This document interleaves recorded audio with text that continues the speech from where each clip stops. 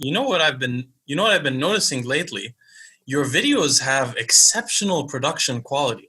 So I got this new software. If you want to get it, it's called the website's called Riverside.fm, and they make strictly just the podcast software, and it allows you to do all these crazy features. You can jump and share screens. You can record the files separately, the audio, the video, and it's all HD 4K.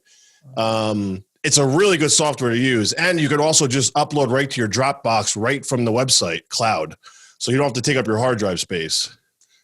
Does it allow you to use your own camera in 4K? Yeah, Because Zoom doesn't. I don't know if you realize Zoom that. sucks. Yeah, Zoom Oh yeah, sucks. yeah. So there are That's why I started looking for other software, and I came across them, and it's these two guys that own it, and they're real cool and they're really helpful if you ever need anything. They do customized packages, because obviously I do more than, I think they offer like 10 or 15 hours, and I did like a 25-hour thing or whatever for the month, and it was cheap. I mean, it's a couple, 50, 60 bucks, nothing crazy. But the options and the features it has are really good, dude. I mean, perfect for what you want to do. And it's helped my production value so much with using that stuff, because Zoom was not good enough. It wasn't doing it for me. no. There are a lot of people that don't realize, including myself at the beginning, that if you hook up. So some people think like if you hook up your special camera to your computer and use Zoom, that the quality of the video will be Yeah, I thought the same thing. So Fuad Abyad is still doing that. Like Yes, 6 months later, I 100%. noticed he has a separate camera. I don't think he realizes that it doesn't it doesn't get better. Yeah, it doesn't get better, and it sucks though, because you spend a lot of money on stuff, and then you go use the software, and you're like, what the fuck? You're like, what happened? So It's more than that though. You've got like an outlay for your videos now that's really cool. I think you had two levels of it. Like yeah, I'm fucking around with different ones to see what looks better, once I release it and stuff. And what I'm like, after I see a couple of videos of it, I'm like, all right, do I like it or do I want to change it? My graphics guy's been making them for me, and I saw a bunch of other YouTubes doing it, and I was like, you know what? That's a really good idea to have the overlay on there, because it's just like black. And it's like, you know what I mean? And then having you on the whole screen is a little much sometimes, because you're just sitting there talking. So I figured, why not have advertisement on there? Fuck it. So that's all. It just trying to make things a little different, and change things around once in a while. I, But I like the latest one that you put on your latest video. I think it's really awesome. It's yeah, that very, one's good. I think that's my favorite one so far. Yeah, I think so. and then the other thing I noticed is that you have this cool like ambient light in the background. With Yeah, so I did this whole room, and it took forever, and I fucked up the walls really bad, but whatever. Took me 2 times to do it the right way though, because I didn't realize that this stuff doesn't stick to sheetrock and paint. So you have to put cardboard, like wood, underneath it first, and then stick it to it. Because after 3 months, they were all falling off. really, So wow. yeah, so it's actually a process. So I did this whole room twice with it, and eventually it stuck finally. And then I have a lot of lights in here. I bought a lot of good lighting, and then I got these LEDs that go on the bottom of the floor. Yeah, that's what Like, I'm talking about. You you have this can, cool colored well, you light. Like remote control. You could change all the colors. You can change, you could do whatever you want with the lights. It's fun, and it changes the dynamic of everything, especially when they hit the tiles behind you, because those were gray and green. You could kind of when they hit them. Different angles look better. I mean, just these little stupid details. For me, it's fun. I like doing that stuff. I get a kick out of it. So no, I definitely think that the colored light is really cool. I first noticed Kenny KO does that, and it makes yeah, he it puts hard. those off lights all the way in the back. He kind of offsets everything. Looks good. The way you do it, do you have like a white light shining on you, and then your room is dark except for the colored lights? So I have actually, this light should be off too. So looks better that way. So I have obviously a ceiling, the lights in the ceiling, the recessed lighting, but then I have, this big, I'll send you a picture when we get off. I have LEDs in the corners. So I have a light hit me here, light hit me here. And then I had this huge, I don't know the tech terms of it, but it's like a massive light, and it's got the shade on it to soften it, soft white light.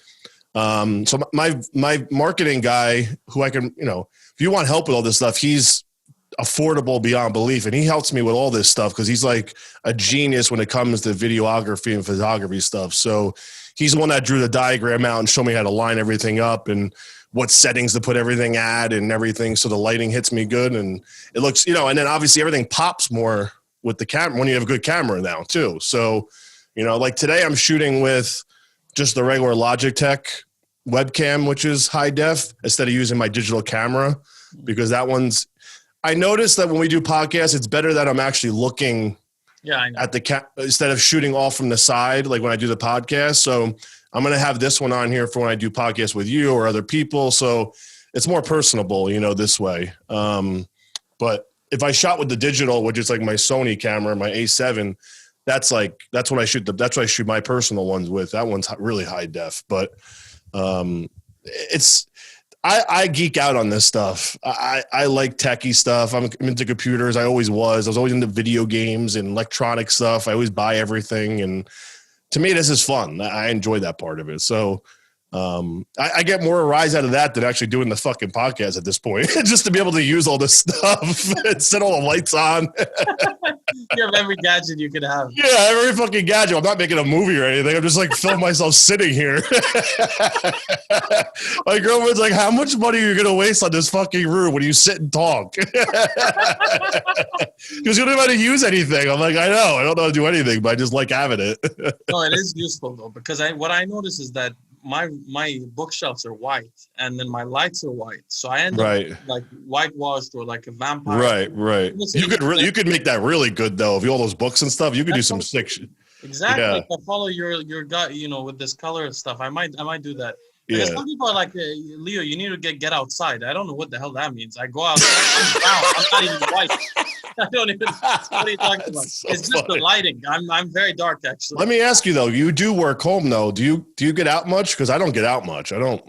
With the coronavirus, I get out much less often because stuff like that. I mean, that's what's really affecting my lifestyle. It's the reality of it. Yeah. I mean, Trump was talking about that during the debate, which I was glad he said, because people don't. He brought up depression. Yeah.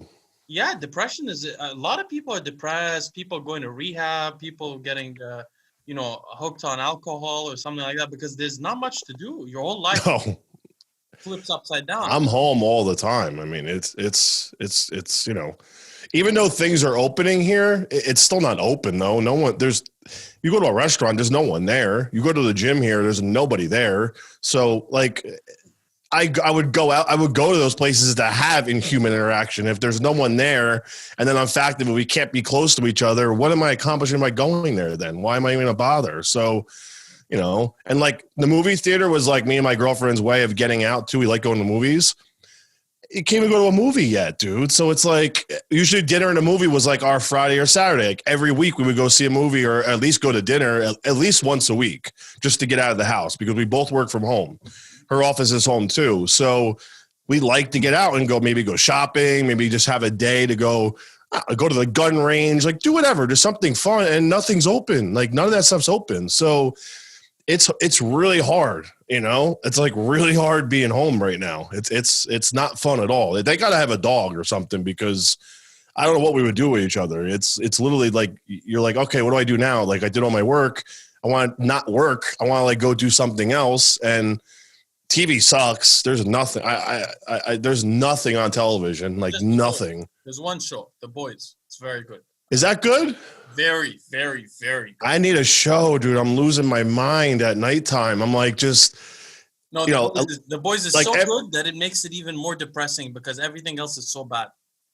Okay, so all right, I'm gonna take your word. I'm gonna try some because like basketball's about to be over. The finals started last night. I watched that. That was great, but.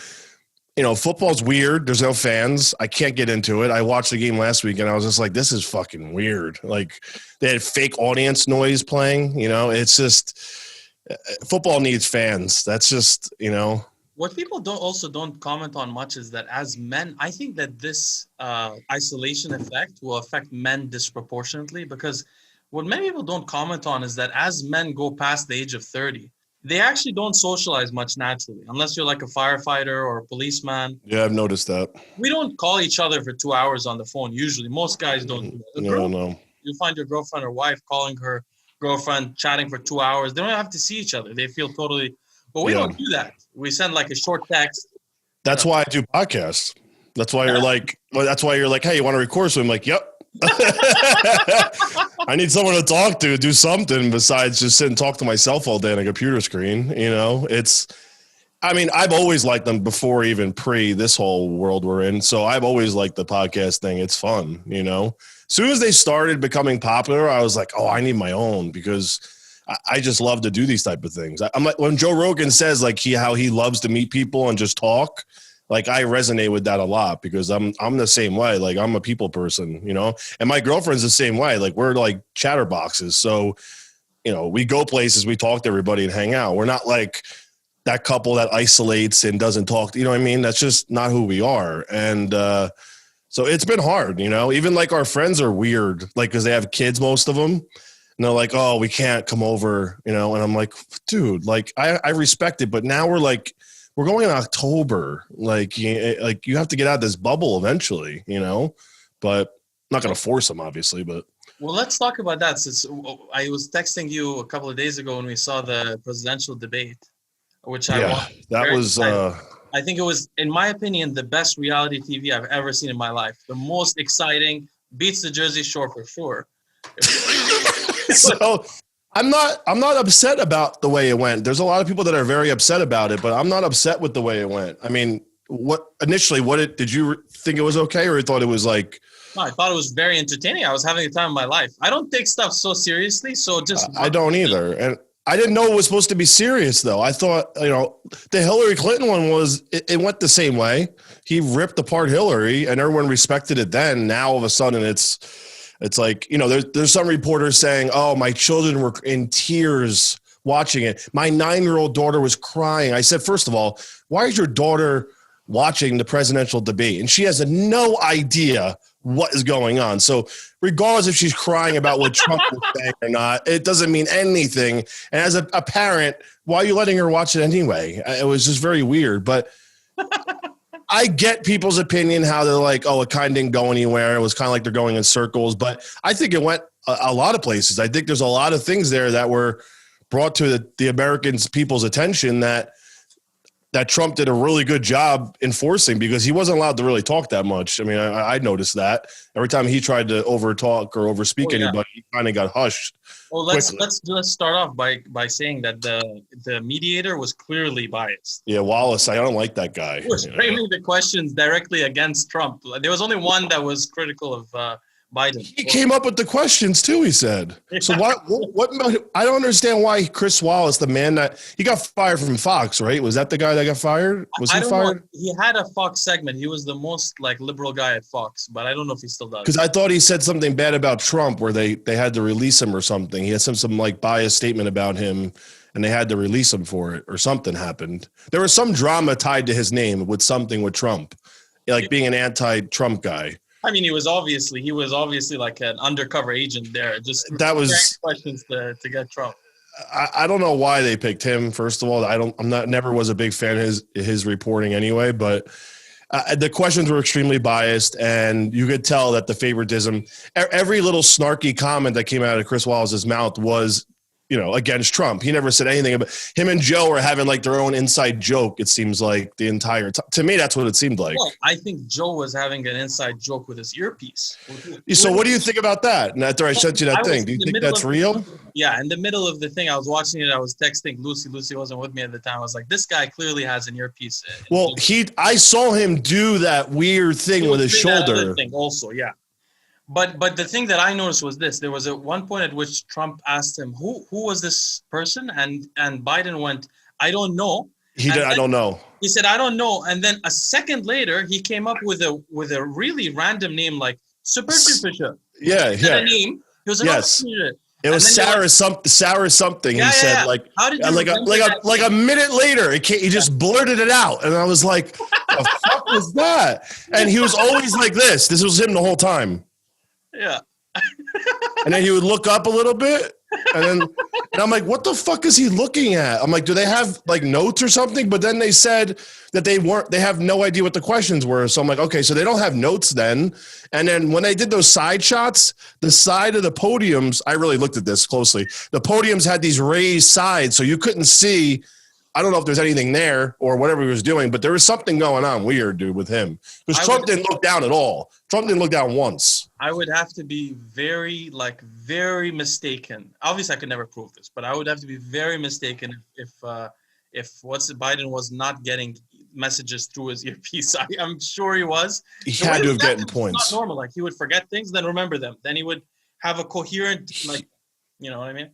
Yeah, he was going in one direction with a conversation, and all of a sudden and then even Chris Wallace, though, I mean, to his defense, I'll defend him on this part. He did say to Joe, hey, Joe, the question was about racism. And you're going off on, a tangent about that. Like Joe didn't even remember what the fuck the question was. Well, what was funnier is that he would correct himself mid-sentence. Like he would be going one way mid-sentence, then he would be like, wait a minute, I'm not supposed to talk about that. And he would just go in another direction. And it's like the words were prepared. I don't know.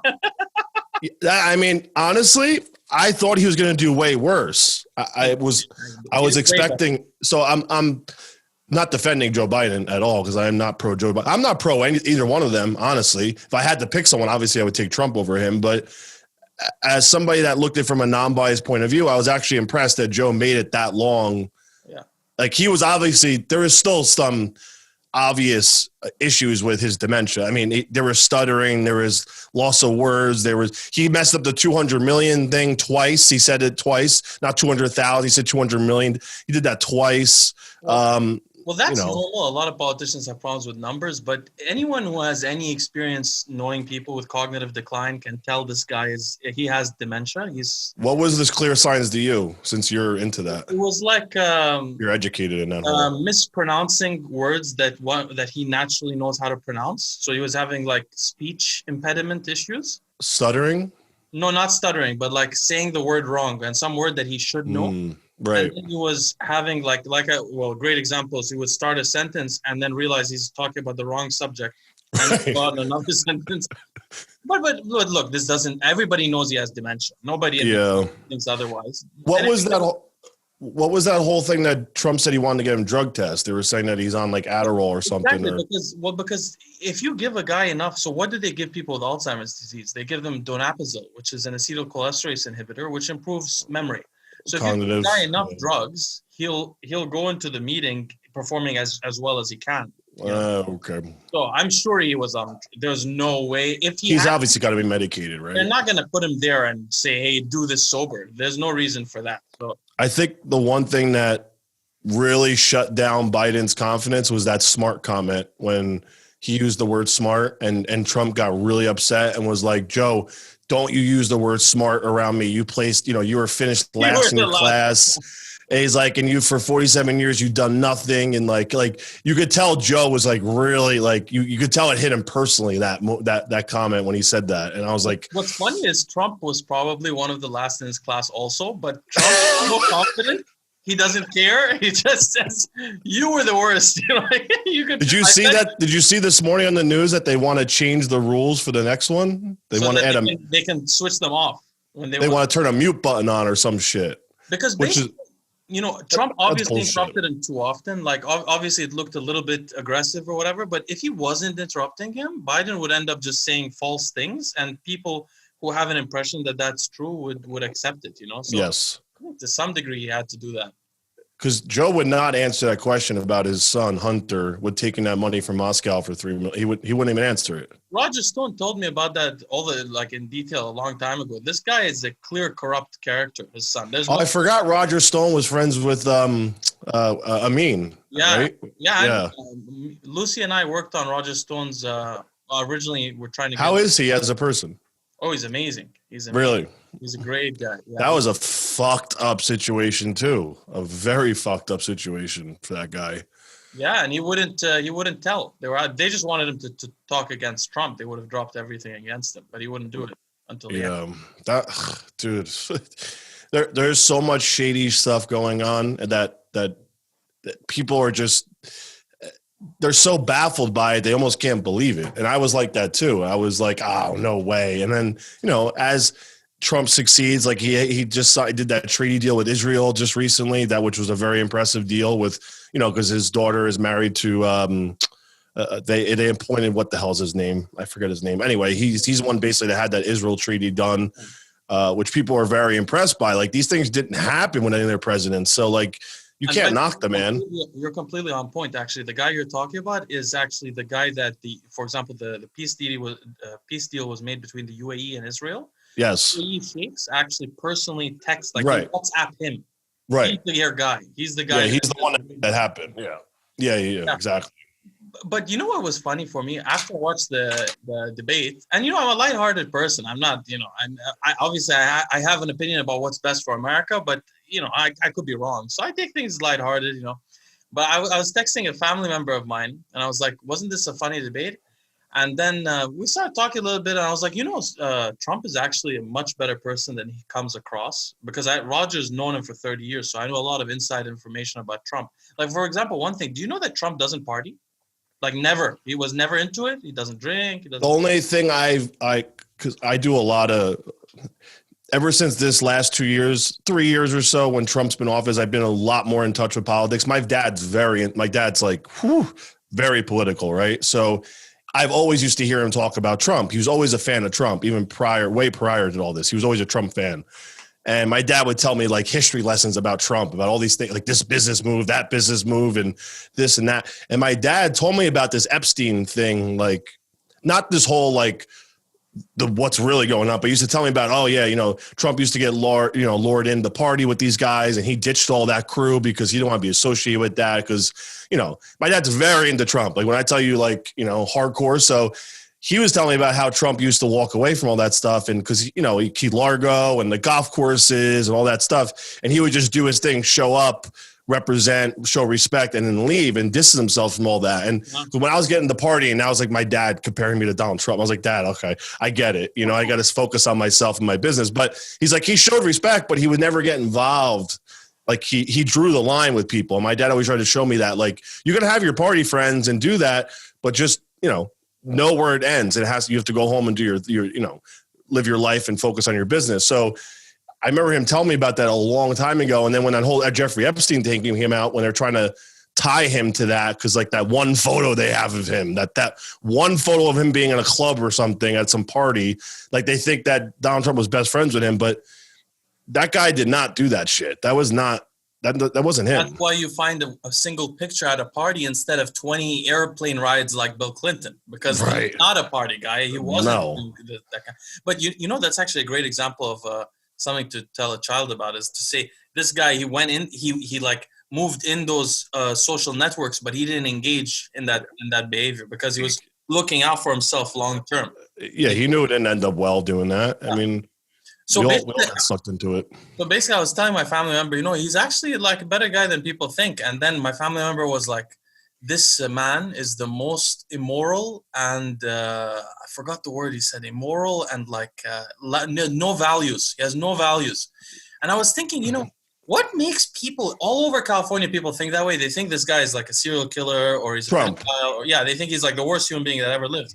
But I have a question, like, how is it possible that people are so blind that they don't realize always the most unethical people on earth are in politics? So this guy was not in politics. He was in business. Yeah, never. So you can't maintain business relationships for 30 years if you're an evil guy. People know you steal their money. You do some kind of, people find out. Absolutely true. You cannot be that evil for 30 years in business. And then politics is all about being the biggest bullshit artist of your life to move up the ranks. That's all. It's sucking dick all day. Exactly. That's all it is. If you're comparing a guy that wasn't in that for 30 years to anybody that was in it, anyone who was in it has their hands. I mean, and the shocking thing is that people always say this. Don't say anything about Bill Clinton. Well, Bill Clinton is like, Roger Stone tells me he's the biggest cokehead on earth, was doing coke the whole time he was in the presidency. Every girl he comes I believe it. Yeah. I believe it. I watched some really old documentaries that probably should be removed off of like Amazon stuff of Bill Clinton, like a couple weeks ago, because I was like doing like a refresher. of like when he was going with the Monica Lewinsky thing, and then the other one that he had I forgot the other girl's name.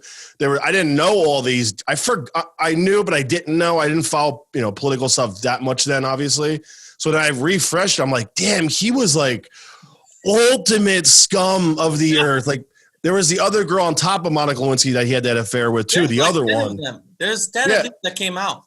Right. But the two was like, they both had their own documentaries about it. They were like the main ones. And I was like, and people have the nerve, the audacity to even throw any shade at Trump for what? That's What did he do? Like, he never had one issue ever. He was never in the limelight for anything bad ever prior to being a president. And they're just salty because he walked in there and did it with zero politics involved. Zero. But this is the thing, like imagine, because some of the people listening to this may be younger, they don't realize, like imagine being the president of the United States. You have a 20-year-old / 19-year-old, I don't know how old she was, intern in the White House, and your wife is the first lady. Yep. You not only are cheating on your wife, but you have the intern blow you in the White House. This is crazy. The kind of guy you have to be is an ego-driven, don't give a crap about anyone. That's how he was.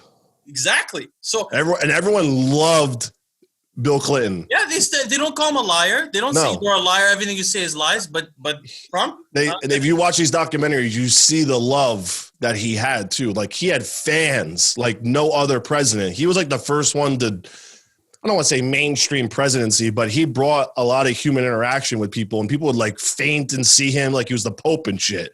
And then when that whole thing happened, he was tarnished for a good while. Don't get me wrong. Like him and Hillary, it was pretty bad. Nowhere near what it would be like now if that happened. If that happened in today's world, I mean, it's nowhere near as bad as what's happened to Trump when they. No, that's what I'm saying. If that happened today's day and age with social media and everything, it's escalated by a tenfold. But social media is what ruins, I think, anyone's reputation, because people can comment and build these narratives. Like the top comment thing, that was like on a podcast I was watching the other day, how social media feeds into the negativity because they allow the top comment, which is mostly negative. These kids go for it. They go for like the hook and sinker line to get your attention. And then it's the top comment on your post because it got the most attention, whether it's negative or it's usually negative.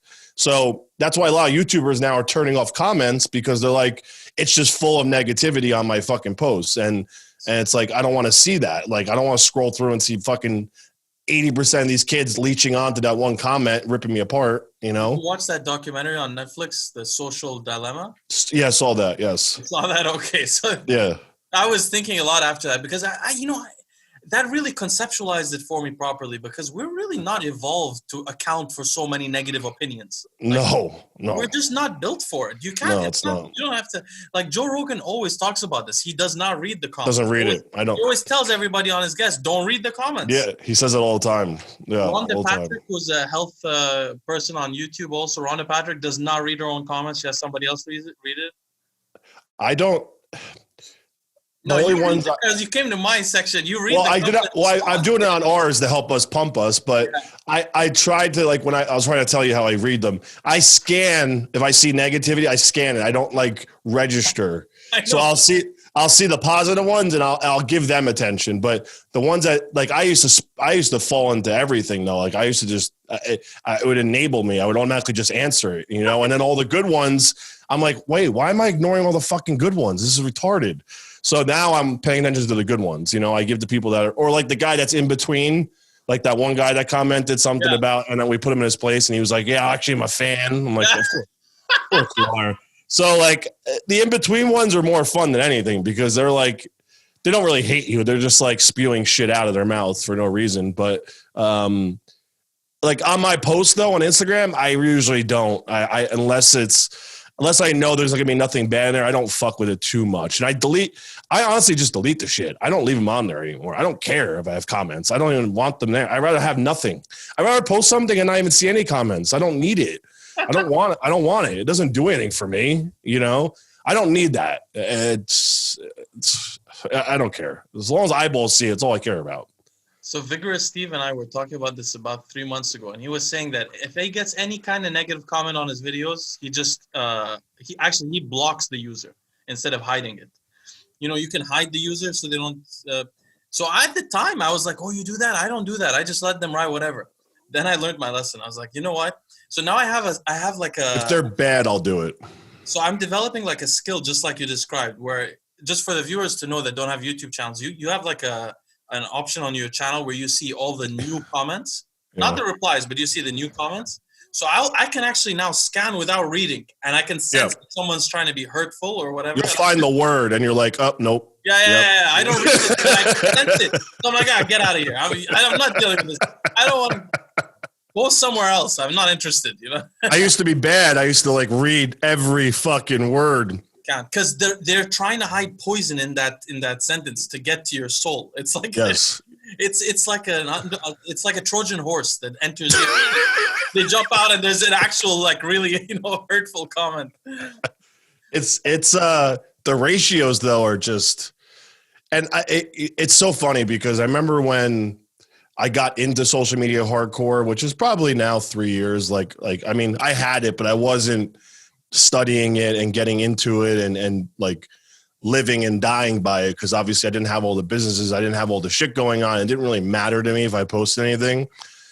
And I even got negativity back then, even before, like I always had just negative people that commented on stuff. So, but I remember when social media was more of a positive environment and I was still getting negative stuff. Now you can literally be someone's mother and get like dickheads just commenting dickhead. It doesn't matter anymore. So it's like, I don't want to say the tables turn, but everyone sees negativity now. It's like a comment. Like if you don't have negativity, it's like weird almost. Like everybody has it now. And it's like, what percentage of those people out there, like, I wonder what it is though. Like who is that crowd that's like, you know what I mean? Is it what you mean. You know what I'm saying? I try to like. What do they look like? Because I've never seen these people in real life. Like they're just negative people. Like, is it a little swamp of these people that just like all work together? Like they have their own little, like there's a good YouTuber, Logan Paul, right? I watch his stuff just to get like mindless shit out of my head, like for fun. Cause he's like pretty funny and whatever. I just like watching YouTube stuff. I'm into it. And he even turned his comments off his last like 5 podcasts because it got so bad. And he was like, I don't want to get death threats anymore. I don't want to see like somebody wants to rape my girlfriend in my comments or like wants to do this and do. And he's like, I'm just going to turn them off. He's like, I'm punishing you guys. Like, fuck you. Like, I don't care if I have comments on my YouTube videos, but like, even for something like him, like he went through a lot of turmoil. I don't know if you know his life, but he did a lot of fucked up shit when he was younger too, but it's on all levels. It doesn't matter. I just wonder, I'm like, who are these fucking people? Like, are they all the same? Are they just like moseying around, like doing the same shit all day, just leaving comments? I don't think it's them. I think it's a mixture of two things. I think one element of it is the fact that you're talking to someone that can't see you and doesn't know who you are. And that just like, remember when you're a kid in the 90s, you go into like a bathroom stall somewhere public and there's just fuck you, shithead, whatever on the wall. That's pretty funny when you bring that up. Yeah. So it's like the bathroom stall in a public weird kind of place. And then it literally is. The second part of it, I think, is also like, I think probably more lonely people use the computer than not lonely people, and maybe they want to feel heard. And so there's an element of that also. What's more mysterious to me is the 90% of people that watch my videos and never like the video or comment, but they keep watching it. And I need the likes and I need this kind of things for that. Yeah, the engagement. Yeah, the algorithm. They don't engage, but they watch everyone. That's true too. I didn't think about that. That's also weird if you think about it, because you're saying, if you please like the video, and they're like, yeah, I'm gonna keep watching, but I'll never like your video. Yeah, they don't hit it or anything. They don't do anything. So other than the presidential debate, I wanted to ask you about your recent, so on Dave Palumbo's channel, he had Lee Priest on recently to explain his unbelievable behavior, okay, which we'll get into. And then Lee Priest basically, instead of explaining his behavior, he just kept talking about you for the whole video. I don't know if you saw it. So now this is the other side of the social media world. When I hear voices talking bad about me, I skip. I won't listen. I won't listen to it. I just won't, because that really infuriates me when I hear someone's voice, especially when someone like him, who I've never met, I know nothing about. I just am a fan. I literally was a fan of Lee Priest, you know? And the fact that this man is so upset because I had strong words about, like every other fucking person did, about him doing that. But like, Let's start there. What did he do exactly in the beginning? Because he did a couple of things, I think. What's the first thing? It's the weight thing, right? Yeah, but this is like this is a common thing. He's done this like last year. He did something to trolling people. He's done this multiple times, trolling people with weights and shit. Really? And like, yes, he's done this multiple. It's not the first time he's done this. Wow. So this is not that. That's that little thing he did the other day with the curling. He's done other things too to like piss people off like that. Like that's not like his first trolling video. He's known for trolling. Let's be clear. What's been happening is that Nick's Strength and Power is very interested in curling for some reason that don't. For the last 3 years or so, Nick has been putting up videos. He is very weird about the curling thing. Very into curling. This is ridiculous. He's been making a lot of videos, which, by the way, I'm a former arm wrestler, and I'm actually into curling. So I'm not laughing at him. I just think it's a funny thing to be obsessed with. It's very weird for Nick to be curling. He's like, I want to find all the curlers. So all his viewers, like a million people, send him all the videos around the world of curlers. So Lee Priest was sitting at home watching this, and he's like, damn, I need to get on this. How do I get on this? I have big biceps. Maybe they'll believe if I curl like a large amount, but not quite the world record. I'll go just below that. Okay, like good idea. So he goes to Sam's Fitness where he films his videos, and he grabs at no point in the video does he hint at all that this is fake. Okay. No, he stretches out, warms up. Yeah, he claims later, oh no, I warmed up with a 5-pound dumbbell, so clearly it was fake. And his t-shirt supposedly. That's ridiculous. Anyway, the point, and then later, by the way, his other excuse, he made a video because he got a lot of blowback. He said actually there were two main things. First of all, you're an idiot if you didn't realize it was fake, so it's your fault. Okay.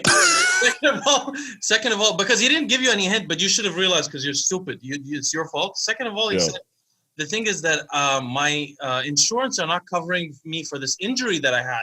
So I made this video to show them, and then all logic flies out the window. It doesn't make any sense. But he's basically like, I made this video to show them that if I was strong, I could do this, but I can't do it. Oh, I didn't see that one. But he is doing it in the video, which doesn't make any sense. So basically, it doesn't make sense. But basically, he grabs a barbell, and a barbell curls 220 pounds, which is 20 pounds or so away from the world record by Denis Siplenkov, who's a friend of my friends in LA, or the arm wrestlers. Denis Siplenkov is stronger than anyone on earth in the dumbbell curl, barbell curl. He could never barbell curl 200, but he did it looking serious. So he was trying to get some attention. Yep. Well, he got attention from Nick. Nick, nice guy, humble guy. Yeah, but he also DM'd Nick. Yeah, no, he DM'd Nick saying, hey, by the way, I did it. It's so funny. I want to be on your videos. Check this out. So fucking funny. I mean, I think it's and Nick was so amped up about it when I watched the video. He's a real fan. He's like a nice guy, from Idaho or something. And he's like, oh, I'm gonna go make the video. Made the video. Then Kenny KO comes in and he's like, wait a minute. These plates, I don't know. I mean, I guess someone texted him, nerdy people online. They're like, wait a minute, those plates are people come, they flock to the fucking videos and figure it out for you. So it was done. He put that out. Immediately, Lee Priest freaked out, made a video with Sam's Fitness saying, basically, you're all idiots for believing it. I only sent Nick a message saying I did this and put a video out. It's your fault for believing it. Yeah, but if he didn't, all right, so from the start, I think Lee was not trolling anybody. I think he was dead serious, number one. Yeah. And number two, the fact that he went out of his way to text Nick Strength and tell him that he did that solidifies to me that he wasn't trolling us, that he tried to get away with it to get attention because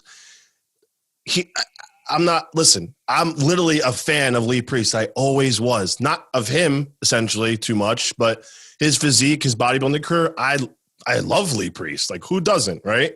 So I didn't want to believe that he did that at first. I'm like, no, he wouldn't do something like fucked up. Like, because that was fucked up. Like, you just don't do that. Like, I'm sorry. Like, I don't know. Like, at this point, he's 50 years old. Like, what the fuck are you doing in a basement curling weight? Like, this is what you're doing with your day is what I'm getting to, Like, don't you have anything better to fucking do with your life than troll someone with a video? No, well, we found out why he did it afterwards. Well, right. Right after he launches a GoFundMe GoFundMe. for $100,000 for stem Well, cell. it was 70 for the first day, a couple hours, and they changed it to 100. Went up 30 grand out of nowhere. So that was a weird thing too that he did. So we can basically say that we allege, or it's alleged that Lee Priest made a fake weight video, thinking that it would be accepted as real, where he would get attention on Nick Strength and Power, and then he would immediately put this GoFundMe out. People be like, "Damn, he's still strong. Let's try to get him on stage." Yeah. And they'll invest in the thing. Unfortunately, and he has $3 grand. No, but unfortunately, he got caught in between, and he still opened the GoFundMe, thinking, you know what, people are not that smart. I could just say, it was a. Because now you can say you're trolling for anything. Like Jason Blaha famously, for 3 years, claimed he was a mercenary and that he would kill people for a living, and he was very serious. And then 3 years later, he made a video, said, "Guys, by the way, I was just trolling all those years." So you can just, if you say trolling, you could just lie about whatever you want. Yeah, it's your excuse to just bullshit everybody. But so I have a strong opinion about this because if you go back and look at Lee's recent Instagram post, go back even for 2 months, let's say, and that's a lot of posts. He posts a lot. It's all ads for stuff. If you go back and look, like random shit too, like. I saw him promoting a chalk that says his name on it for the gym. Like what? Like liquid chalk, some random amino thing, some random just like to literally reach for money. That's all it is. Coupon code this, and I'm like, that's weird. Like that really wasn't his content before. He literally would put out stuff just like being a wise ass and like talking and like whatever. Now it's polluted hard posts with ads everywhere. So I'm like, this all makes sense now. It wasn't even like this is just some random shit he did. Obviously, he's reaching for money in different places, trying to get money for whatever reason. I don't know what his association with that mental hamster thing is. I don't know what that is. Do you? Did you see that? Is that a business or what is that? He got removed from Black Skull Nutrition, and Mental Hamster is another supplement company owned by a wealthy British guy, and he put him in. Now, what happened with Black Skull? He was at them for a while. Yeah, they had a big falling out, and he talked badly about them like he does about everyone.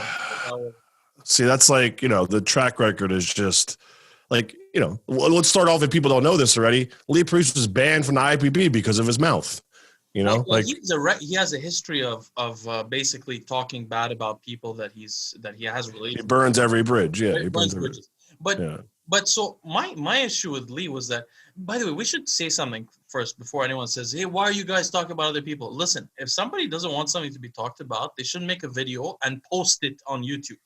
If you go or take a video and post it on YouTube, you want people to comment on it. You want a discussion, right? So it's not weird for me or him to talk about the subject. It's just our opinion. This is what we do. And second, it's a little bit different. For example, if you're friends with someone. So if I was friends with Lee Priest, I probably wouldn't, even if I saw some, slightly shady thing, I wouldn't say anything about. Maybe I would talk to him about it, but I wouldn't. Yeah, I would confront him with it. We're not friends with Lee, so that's not an obligation to. I don't know Lee. But what bothers me is that Dave Palumbo signed off on this, and no. He was. If you watch the video with him and Lee, Dave clearly is suspicious about Lee. You think so? Oh yeah, he knows something. He's trying to help him out. He's like, okay, so he's like guiding him through the conversation. I picked and watched pieces because like I said, I didn't want to hear even Lee trash me because I just didn't want to even. I just didn't care to hear it. All he said was that you use this to get some attention or get some fame, which is why I'm saying. It's not that Lee took a video and posted it online and tried to tell everybody, and he's upset people are talking about it, which is ridiculous.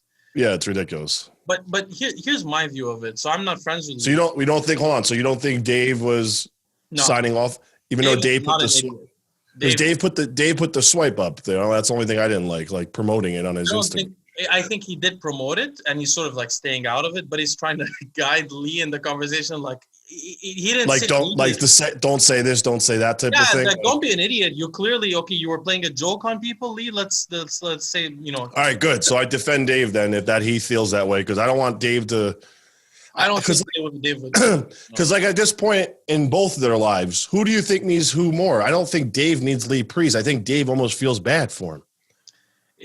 That's true. Originally, Lee. I think it's that friend that's like, I can't kick him. He's kicking while he's down type of thing. Well, think about this. Well, let's bring this out in the open. First of all, Lee goes on 4 channels at least. He goes on RX, he goes on Sounds Fitness, and he goes on 2 small channels.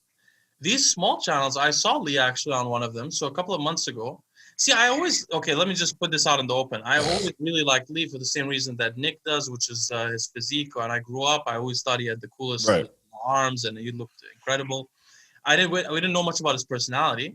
Right. Until he came on YouTube more often. And basically, my impression was he likes to say things that other people don't want to say. He has no filter, which is cool and enjoyable to be around.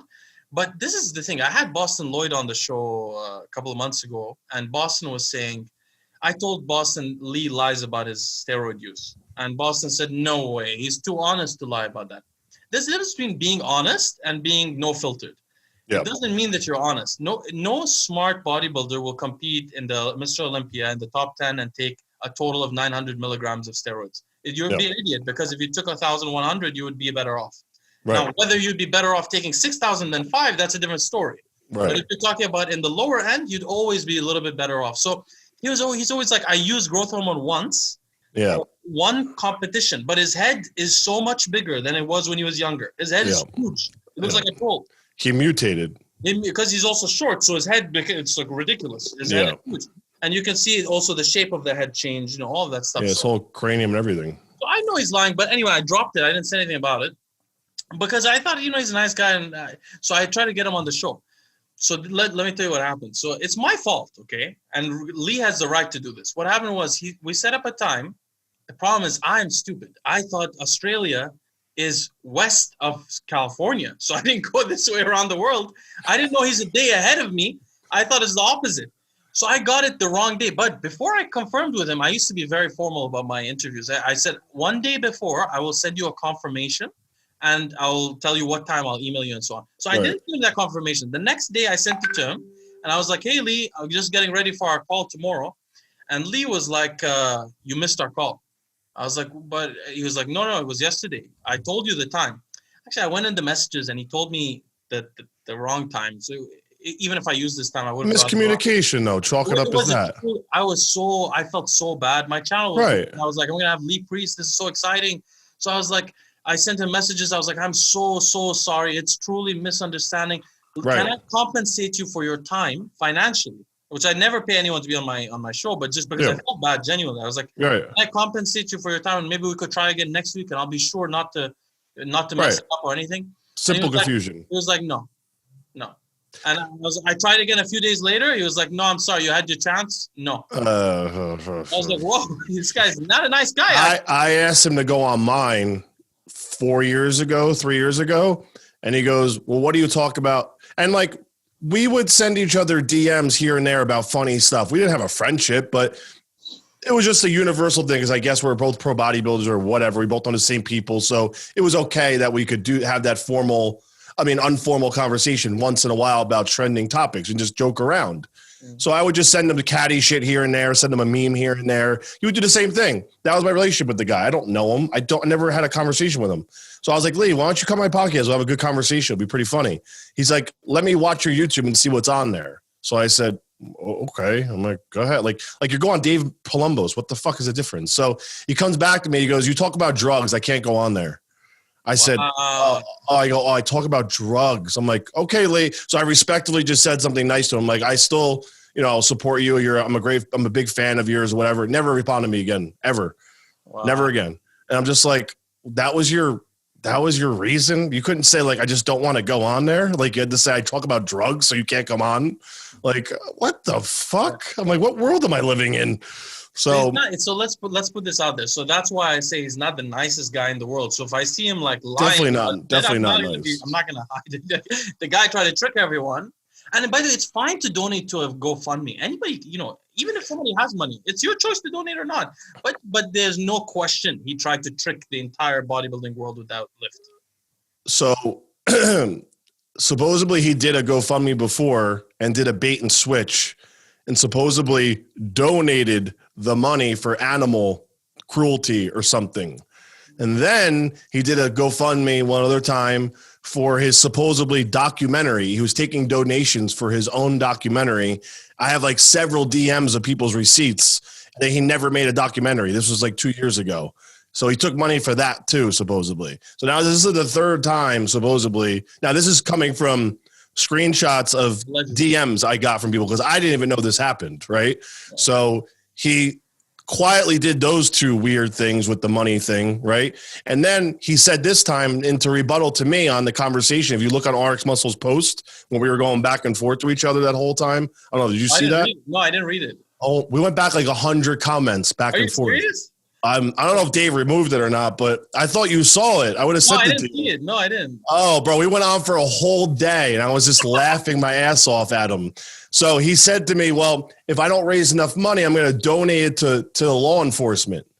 I said, wait a second. I said, you said you want to do a bodybuilding comeback. And he's like, yeah, but if I don't reach my 100,000, then I'm just going to donate it. I said, wait, you can't do a switcheroo though, Lee. That's lying to people then. Like you can't, like it's a GoFundMe. Like you fund the person asking for it. It's not for animals or for police. It's for you. Actually, and then Blah did that once. Anyway, the audience will find this funny because they find Blah funny, but he did the exact same thing. A switcheroo, yeah. Switcheroo. And I'm like, it's in your name. Like it's going to, it says the GoFundMe. Should not be allowed to do that. Seriously. No, it's against the law. You can't do that shit. And then wait, where was I going with this? Oh, and then he said the money thing. So I said to him, the US, I can get you stem cells here for 3 to 5, the max 10 grand. I have the guy that I sent everybody to in Vegas that legit, like Joe Rogan goes to him. He's like the guy for stem cell. I'm like, so we can get you like 15 grand, not 100, and you come here and get it done. And I was like, I'll even fly you over here. I was like, I have miles. I'm like, we'll get you here. He's like, oh, I'm not going to trust your doctor because obviously it's a scam if it's only 10 grand. I said, Lee, you're getting scammed because you're paying 100 grand. It's not about how much you pay for something. It's about who you know in this world. So don't tell me because you spent 100 grand and it's better because you spent more money on it. That's not how the world equates to things. It's because it's who you know. And I'm like, and he's like, well, U.S. money is 100 and 69,000 in U.S. and it's 100,000 in Australia. And I'm like, dude, you don't need 100 grand for stem cell. Wait, this is a great opportunity to talk about what is stem cell for the audience, so everybody. Right, you could do that too. Basically, what they do is there's two kinds of processes. Either they inject growth factors into your joint or whatever, or they inject actual baby cells along with growth factors. So the growth factors come usually from the plasma. So there's something called PRP. What they do is they take the platelet-rich part of the plasma and they spin it. And there's also an advanced stage of it where they literally take out the growth factors. But there's many kinds of growth factors, including IGF-1. But they take the plasma out, right? Or something. Yeah. So sometimes they can get it. There's a couple of versions of it, but basically your goal is to end up with like platelet growth factor or transforming growth factor or IGF-1, all in a liquid form. And if you combine it with the stem cells, which is what growth hormone creates, which is baby cells, combine it together, hopefully those stem cells will grow into bigger cells because of that injection. Yeah. There's no like secrets to this. It's like it's how you do it. It's how many growth factors you have and how many stem cells. They either work or they don't work. Right. So there are people that overcharge like insane. Rogan has a place in Santa Monica. You go to like Panama and get it cheaper too, but there's a guy in Vegas that does it, that does all the UFC guys. Mike Dolce, who I don't know if you know who that is or not. He's a good friend of mine. He's the one that hooked me up with that place. And my mom's actually going to go, but because she has really bad, herniated disc in her neck. Like she's a fucking mess. But it's affordable. And I'm like, Lee, you don't have to pay 100 grand anymore for stem cells. That was a while ago. Mike Dolce is really hooked up with the fighters, so I bet this guy is. He's legit. He did Rogan's shoulder. He did, a lot of. Oh yeah. He's like the guy. Trust me. I need to get. My back is bad, dude. My herniated discs are so bad. But I'm like, and then he said, he says the 100 grand is for his competition too. So like, I'm like, so now you're taking money to buy drugs. and do a bodybuilding show. That when we're people are literally losing their lives, their livelihood right now. It's the worst time ever in the world to even do that. No, some people will see it as being like you're asking for a GoFundMe at this time, or you're already celebrating. But listen, I have sympathy. I have sympathy for the man if he was like straight up, hey, I'm struggling. I need money. If you guys can help me, whatever you guys can do. I don't have a job. I lost my spot. I would feel sympathy for him at that point and probably give him $20 just because I'm whatever. But when you're trying to do this bait and switch or lie or do this trolling video and like, to me, that's just. No, the video is what killed it. That for me, that's the only issue. I'm like, that's all sketchy as fuck to me. And to do a bodybuilding show, no one gives a fuck, dude. I'm sorry. No one cares. You know, he embarrassed Nick from Nick's Strength and Power. I mean, you have to think about that also. And Nick had to make another video. He made another video like, I'm sorry, guys. I thought that this guy was not trying to trick me. He was like chuckling. He's like, I don't know what to think, but I'm like, because that kid he's pretty monotone. So like, he doesn't really laugh or anything. So I was like, he must feel really embarrassed about the whole thing, you know, that he got trolled that hard. He felt hurt too. Yeah. Because he's like, I thought I could trust him, but you know, he's like, he actually he showed the screenshots too. And Lee was like persistent about how much weight was on that bar too. Cause Nick was like, no way. I'm like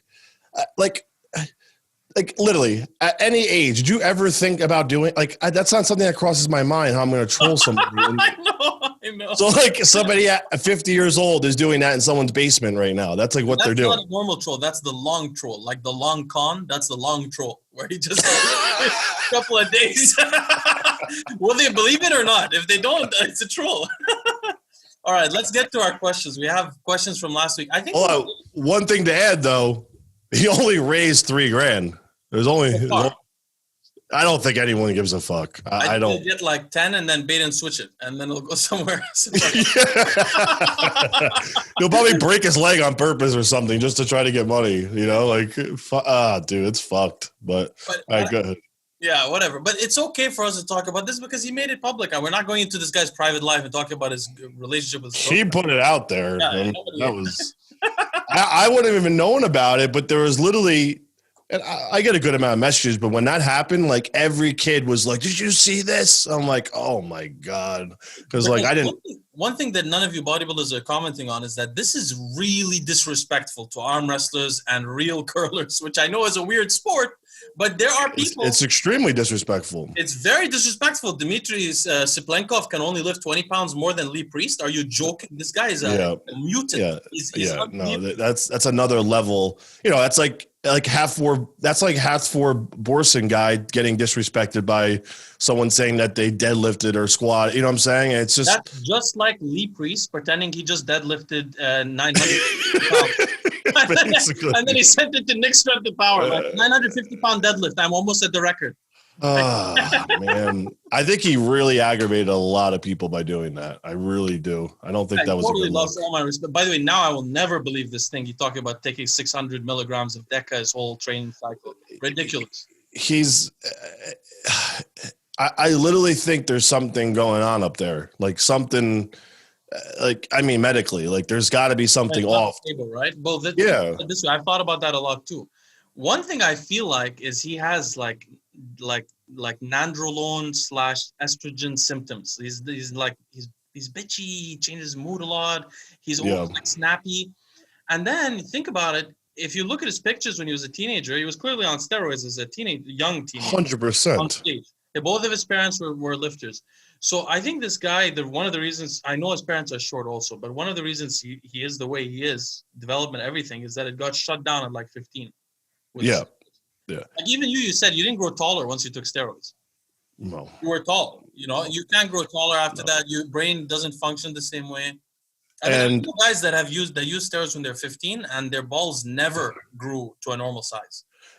And my perception on reality when I was, let's just say 5 years ago, my last time I was doing cycles, is 180 different than where I'm at right now mentally when I'm on those drugs and not. Like, I'm not talking about roid rage. I'm talking about just the way my brain processes things, my reactions to things, not temper. I'm just talking about emotionally, how I register things, how I perceive things, how I register like information, just everyday stuff. You know what I mean? I'm a totally different person when I'm on hormones. I mean, 1000% different person. The things I care about, things I don't care about. Like it's so like when I see those type of weird, like the pendulum swinging back and forth like that with his emotions and feelings and the way he reacts to things, I'm like, it's a clear sign that he's still obviously cycling whatever it is. You know, I think he's still on stuff 100%. He's never lost his arm. He's so obsessed with it. He's obsessed. You know, like a Greg Valentino was with his arms, like, injecting them full of shit. Lee's like obsessed with always having to like be like Lee Priest, you know, like he feels like he has to live up to that. He'll never, ever, ever, backtrack. I don't think. Like he's obsessed with it, you know, like Dave Palumbo, he was able to walk away from it. Look at him. He's a skinny guy now, you know, I walked away from it. That's what I always try to tell people. Look at Dave. He was the biggest guy. Now he's very skinny. That's what happens if you really go off. You know? And you don't like try to, do, I don't know. I don't even know how, even if you're lifting heavy weights, how you wouldn't lose eventually all the weight. It takes about 1.5 years, but it still go away. You can't, you know what I mean? Yeah. So the people that are still big, it's because they still take stuff. Yeah. Yeah. There's no way. There's no way. Yeah, no fucking way, you know? All right. So we have some questions. A lot of questions are about SARMs. So let's choose one here. Well, you might know more about this. So Ryan asks best dosage of Austrian for females. I've actually taken Austrian, which is weird, but don't like I would say, 5 to 10. I mean, milligrams is probably a good dose to start, but I think mine's dose I forgot mine's dose at 10 or 15. Listen, I think it's more so making sure it's Austrian to begin with. I think most SARM companies aren't true to what they really put out there. So I get scared when girls mess around with stuff. But I think if it's real Austrian, I think max is probably 15. I don't think a girl needs more than that. I mean, it's so super concentrated. My guys are getting results off that. So there's no need a female needs to go more aggressive than that. That's like the only SARM I would give a woman that's hormonal. I mean, obviously girls are taking the other ones like LGD and everything else, but I would give a woman Austrian. That's like as far as it would go. And then obviously like if they want to use GW is fine.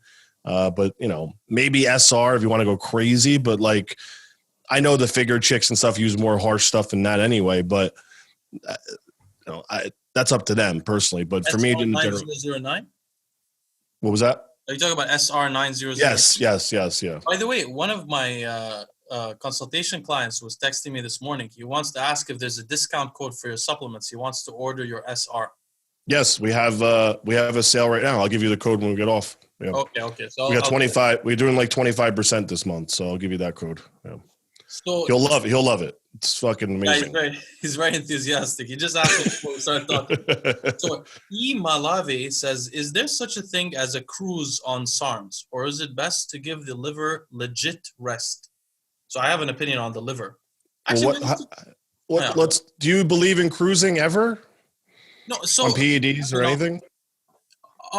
So basically, let's talk about the cruising. Okay. So my view on this is that if you stay long enough off androgens, you lose a lot of strength and in my case, strength, other people's size. So it usually takes like 3 or 4 months for that to happen. What's your off though?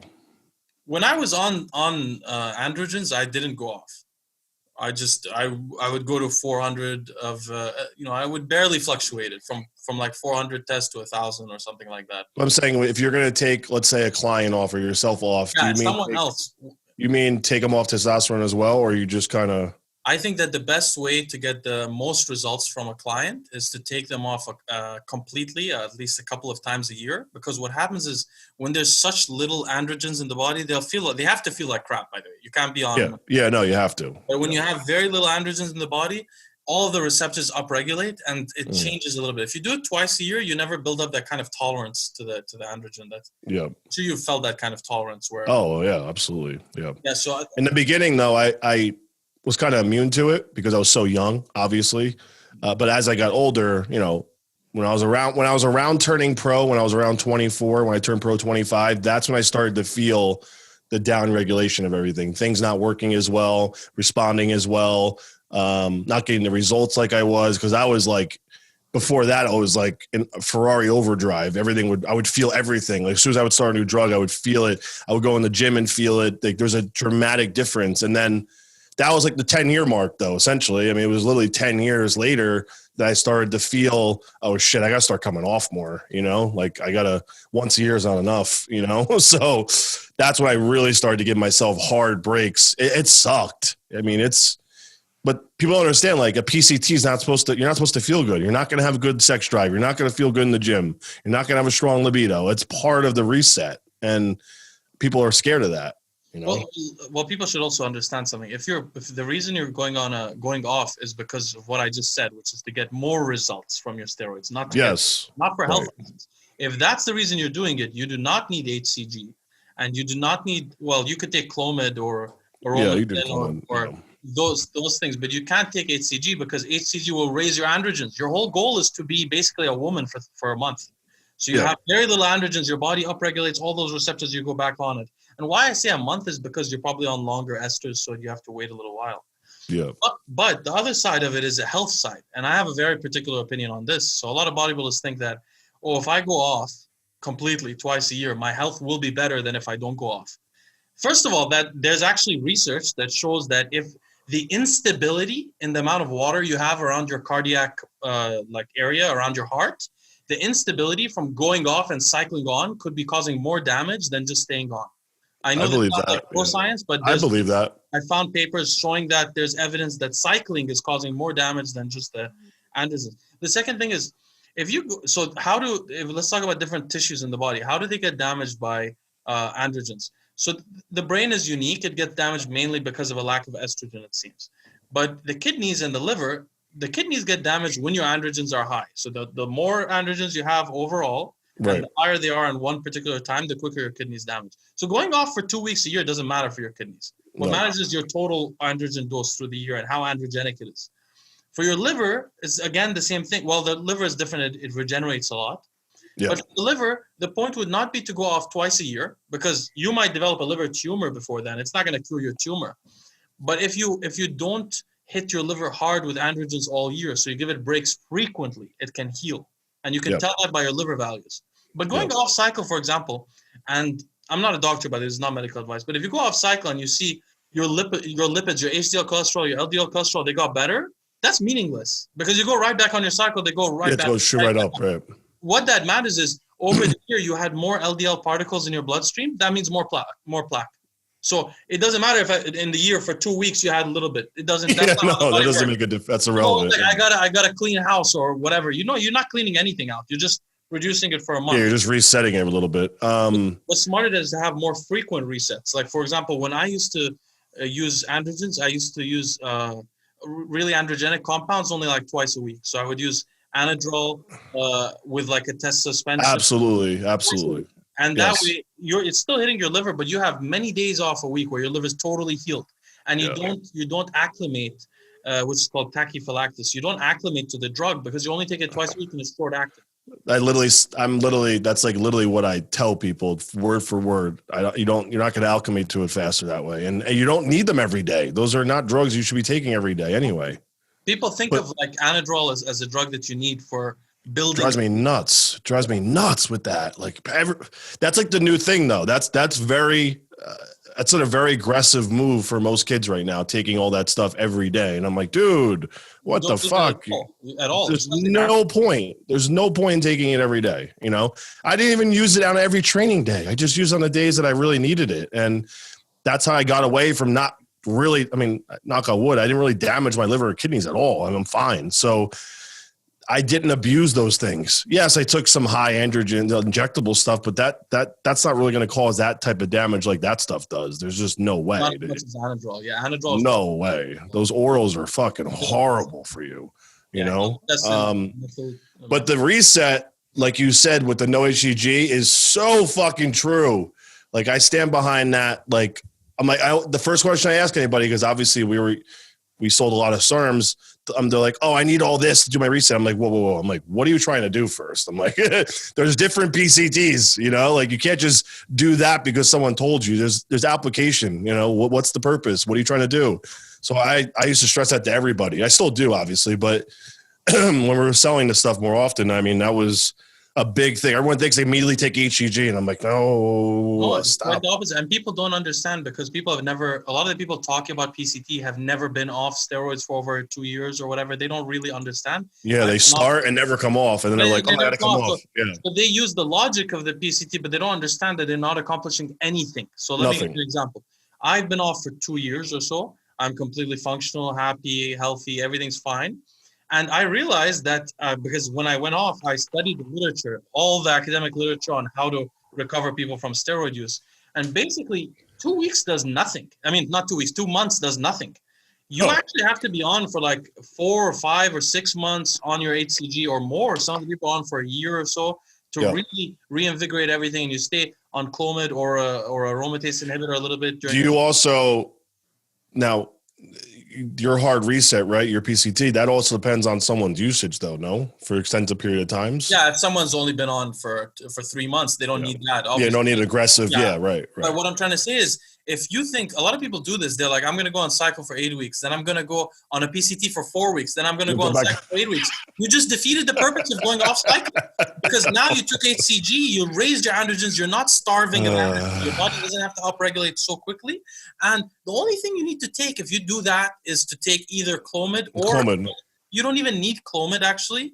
Clomid is a SERM. Really, all you need is aromatase inhibitor during that time, so your estrogen doesn't fly too high. And if you don't have your glands, if you're not controlling the estrogen, forget about it. It's over. Yeah, that's all. But you don't actually want your testes to start producing tests. Actually, you want your body to starve if you're trying to go for performance, right?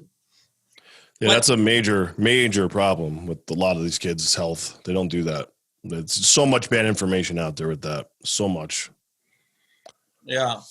So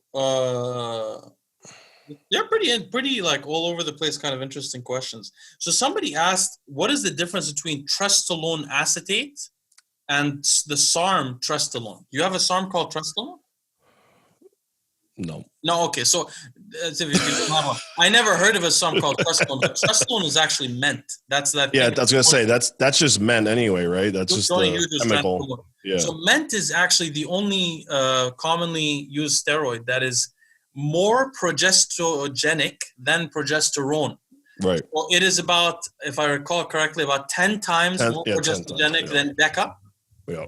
So it directly agonizes the progesterone receptor as if you have progesterone, which could be a good thing for growing a lot of muscle.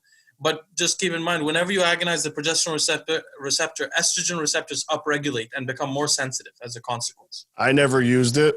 Me neither. I never used it. Maybe I fucked around with it, but I never used it as because of the progesterone, because my body does not like progesterone. Like I am not. It's very estrogenic, but actually I found a paper that was testing it on the human progesterone receptor. And it was more powerful than progesterone. Jeez. That would fucking destroy me. Forget about that. No way. So that was an interesting. But that's like a new one everyone's obsessed with, though. I mean, that's people just like new things. They like dihydroboldenone also. Have you heard of that one? I've getting messages about that too as well. Yeah, me too. Okay, so let me check from my questions because I don't want to ignore the people asked on mine. Yeah, go ahead, get them. There was one interesting question I just saw earlier today. Now, your supplement protocol not protocol, but the amount of supplements you take every day, is that catered to anything like for you or is there something that you have going on? Now, obviously, I'm not asking you to talk about it, or is there like a purpose for those every day you take those? Like, is it the same ones every day you use, or is there days that you use different ones, or like what was the purpose of having all those subs all the time? So basically, I take around 40 supplements to 50 supplements a day, but there are some supplements I take acutely only if I need to for some reason, like they have some specific effect. But there are not many of those. There's like 5 or 6. Okay. And I don't give the same supplements to my clients. So I take supplements. I'm very focused on reducing inflammation and oxidative stress because I've incurred a lot in my own lifetime. And because I have more. So one of the things that comes about when you're trying to choose supplements for a client is how much they're willing to pay. I'm willing to pay as much as I can for my health. So I basically try to optimize my health. And my particular bent is like against inflammation because I have an autoimmune disorder naturally. And so I have to keep inflammation low. Whereas other Sure. clients, it depends on how much they're willing to spend and their issues personally. But basically, when I see supplements, it's not just supplements. I use a lot of drugs also. So I take like maybe 10 drugs also. Okay. I take a lot of it's as if imagine you were bodybuilding in terms of PEDs, but you're not bodybuilding. Your only goal is to feel good and be healthy. Right. But I Okay. take everything that I can for that. Like I take all kinds of, and I'm always trying different things as well all the time. Like the cognitive type of thing, nootropic type of thing. Okay. Exactly. Okay. All right. I was just trying curious. So where's this question gone? Yogi chakras. Sorry. 1 second. Take your time.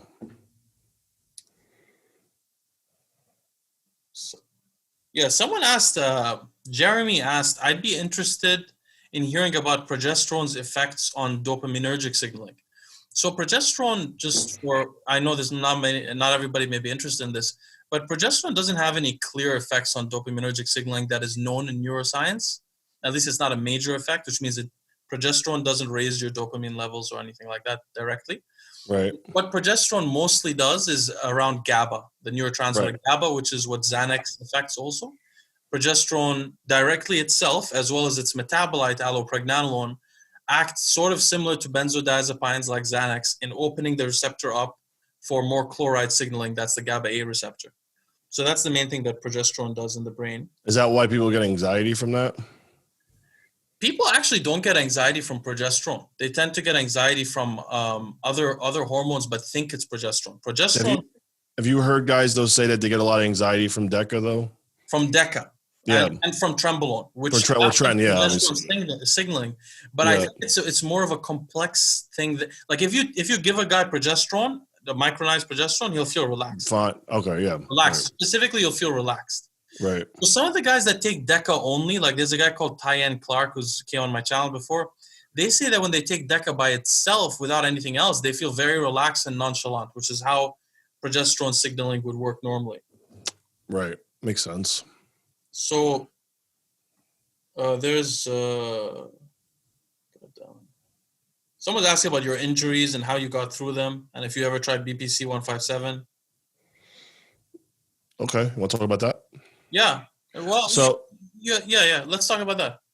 So the only injury that I suffered that was severe was my herniated disc, but for some reason, now listen, I don't know if it's because the surrounding muscle groups, because this happened when I was like 21, probably 22, when I was deadlifting. That was the last time I ever did full deadlifts either. So where was I going with this? The surrounding muscles around that were always so, like, I had a very strong lower back. I had strong glutes, strong hips. So I never really felt the herniated disc feeling, you know. I never really had, I would get sciatic pain, but it was like, I dealt with it. It was bearable, right? So as I got later in my career and I was getting less aggressive with pushing muscle, pushing this, and then like obviously I stopped bodybuilding in 2015, that's when it got really bad. Like when I stopped training directly those muscles all the time, stopped doing all the rehab, stopped going to chiropractor, muscle massages. I got away from all the things that were probably helping the pain, right? So that injury didn't bother me until like really bad the last 5 years. I got through my whole bodybuilding career, but I couldn't deadlift. You know, that was one thing I could not do because the shooting pain, the sciatic was like, whew, like that shit. Side of your leg? Oh, dude, the burning like through the glute and, you know, hamstring all the way down through the back of my knee. It was like, it literally, like you literally just turn off. Like you can't, you know what I'm saying? Because the signaling is gone when you do that, right? It's pinched so bad. But then the pec tear that was the last injury I had though, my last prep for my pro show. And that sucked. That was, that was because it wasn't tendon, right? There was no tendon. It was just fascia. So it was as bad as you can get though. Like it was really bad, that tear. Even though I did my pro show with a pec tear, but I couldn't train chest that entire pro debut. Like for 12 weeks, I had, you know, a bruised chest, couldn't really do shoulders either. So it's really sucked for my pro debut, but that injury is still something that haunts me to today. Right. And, you know, there's a lot of scar tissue built up. You get random, like just like pulses of pain, like just randomly throughout the day. If you tense up that muscle too much. So when I was still training, prior to my downsizing when I was weight training, I barely did chest because anytime I got a pump in there, it was like, it would pulsate like all day. It would send like weird signals of pain through my pec, almost like someone's like electrocuting you a little bit through your chest. So I stopped training chest like completely after that. Like if I did anything, it was like some cables. I never got serious stimulation on it. But I did use BPC and TB500 when I got the injury, but did I notice a huge difference? I mean, probably, yeah, it was probably significant recovery time considering I was still prepping, but I was also on a lot of androgens and growth hormone and everything else. So I can't say 100%. It's the only time I really used them, so I'm not like I'm pro TB500 and BPC though, for my clients that get hurt. Like I'm definitely about it as long as they come from a reputable, peptide place, but I think they work. I mean, what's your experience with them? So they work. What you're saying is totally correct. If you have a lot of growth factors, you're not going to notice a difference from them. If you're on enough growth hormone, because they basically what they do is increase growth factors. All these growth factors are sort of interrelated. If you're signaling growth hormone hard, if you're eating a lot of protein, you have all the growth factors already. You can't get any more. No, you can't. It's just there's a limit. Yeah. Someone asked, what is my opinion on liver and kidney supplements? So I think maybe I should make this clear because this may be helpful. This is a good one because people ask about this a lot. Yeah. So in terms of the kidney, there are some supplements, like there's a couple of them, that have shown improvements at like glomerular filtration directly from someone taking the supplement for like a week, and then their kidney actually functions better. There's only a couple of those. I have a feeling that the way that they work is specifically by reducing oxidative stress to the kidney, which then allows it to filter better. But there are a whole other group of supplements that have not been shown to do that, but they have been shown to prevent the kidney from being damaged further in states of chronic stress or high blood pressure, hypertension, or in the case of androgenic steroids. And most of those molecules are not very specific to the kidney. Those molecules, if you take them, you can also get liver protection from them usually. What they do is they deal with free radicals, or they tell the body to change its gene transcription away from pro-inflammatory genes towards anti-inflammatory genes. So specifically away from NF-kappa B, for example, towards NRF2.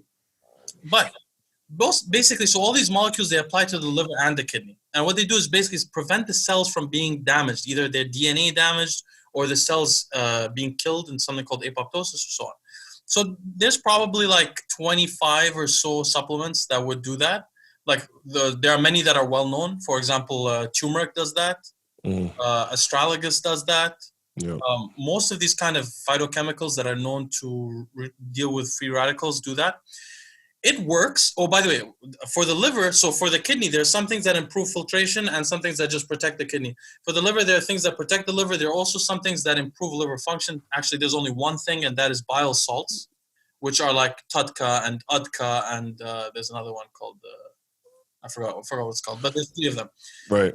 But those actually improve the bile passage in the liver, which is really prevents your liver from encountering something called cholestatic liver disease, which pregnant women get a lot actually. And actually a lot of people get on Anadrol as well.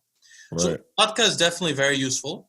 But other than TUDCA, everything else is of this kind that I described just now. It protects your organs from cell death. Your heart, your liver, your kidney. Like NAC will do that for your heart, for your liver, for your kidney. It's not just specific to the liver. Yeah, NAC is a really good one. NAC does 2 things. NAC as a molecule itself deals with free radicals, and second of all, it donates the cysteine into the synthesis of glutathione, which is the body's natural antioxidant for the liver. Now, what would you recommend someone that's using oral steroids or oral SARMs, or like is there go-tos that you would go to for liver and kidney, or is it a variety of things that you would say? Yeah, so it is a variety. I mean, there are go-tos, like I would never have someone not be on TUDCA. Right. There are like medications that I think anyone on steroids should be on. Like, I mean, it's just my opinion. If I was on steroids still and I knew what I know now, I would be on these medications. There's a few medications, but they're mainly to do with the heart and to do with cardiovascular disease. For the liver, the main medication for cirrhosis is actually UDCA, which is almost maybe potentially the same strength as TUDCA. So you take TUDCA, and then you take your these things that deal with oxidative or nitrogen species, which there are many, and you can choose according to what you want. Like you could start with NAC. Milk thicyl is one of them. It's called silymarin. Right. That's There's bad. but there's more than just milk thicyl. I mean, things that I've covered recently, like quercetin, garlic, all of these different kinds of phytochemicals. Even vitamin C will also do Right. it. Will protect your liver and kidneys. Right. Like alpha lipoic acid. I forgot what it's called. ALA. Yeah, alpha acid. Yeah, that's a good one. All of those kind of things will deal with oxidative stress. So then it comes up to how much is your budget every month. And when people maybe someone's listening to this, listening to me and saying like this doesn't work. My supplements have changed my liver values from in the 40s or 50s when I was not on steroids, from the ALT and AST to 10 and 15, literally. My liver values are 10 and 15. Yeah. And it's mainly because I'm sure it's because of the supplements. Now, is there, this is going to probably be annoying, but is the majority of your supplements is it, since you're not on anything, like, do you necessarily need all that support with your liver, kidney, and heart health? Like, is it excessive, or is it most of the supplements you use for your neurological skills, nootropics type of cognitive? No, like maybe about 10 or 15 of them are for cognitive stuff, and the rest are just to. So you really think you need that many though for your organs?